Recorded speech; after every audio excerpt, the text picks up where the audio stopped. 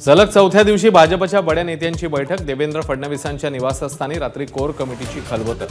बावनकुळे, पंकजा मुंडे, शेलार दानवेंसह प्रमुख नेते उपस्थित राहणार। मुख्यमंत्री एकनाथ शिंदे आणि शरद पवारांमध्ये चर्चा। जरांगे आणि हाकेंना सरकारने काय आश्वासन दिले याबाबत विरोधकांना काहीच माहिती नाही, पवारांनी व्यक्त केली खंत। मनोज जरांगेंसाठी लाडका आंदोलक योजना जाहीर करा। लक्ष्मण हाकेंची जरांगेंवर टीका। तर शासनाच्या संरक्षणात खिरापत वाटल्यासारखी कुणबी प्रमाणपत्र वाटली जात आहेत, सरकारवर आरोप। जुनी पेन्शन लागू करण्याचा कोणताही विचार नाही, काँग्रेस खासदार प्रणिती शिंदेंच्या प्रश्नावर केंद्र सरकारचं उत्तर।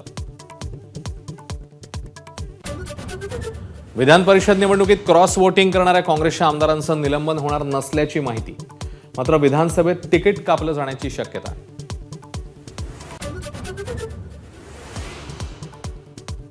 कृष्णा नदीच्या पाणी पातळीत रात्रीपासून 10 फुटांची वाढ। प्रशासन अलर्ट मोडवर, तर पंचगंगेनेही ओलांडली इशारा पातळी।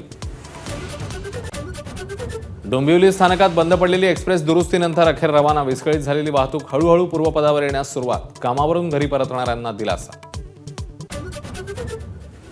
घाटकोपरमधल्या होर्डिंग दुर्घटनेनंतर मुंबई महापालिकेचा मोठा निर्णय। 40x40 आकाराच्या होर्डिंगना यापुढे परवानगी। मुंबई पुणे कोकणावर आभाळाची माया, पण मराठवाड्याकडे मात्र पावसाची पाठ। विदर्भातही मायंदळ पाऊस।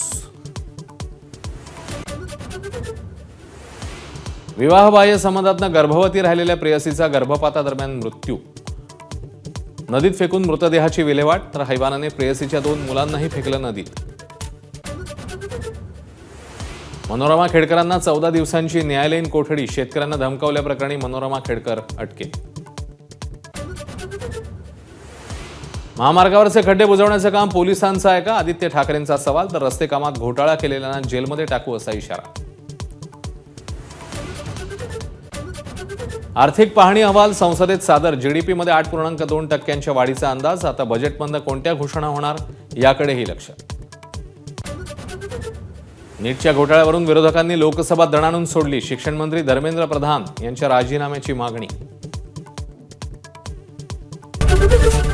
एबीपी माझा, उघडा डोळे बघा नीट।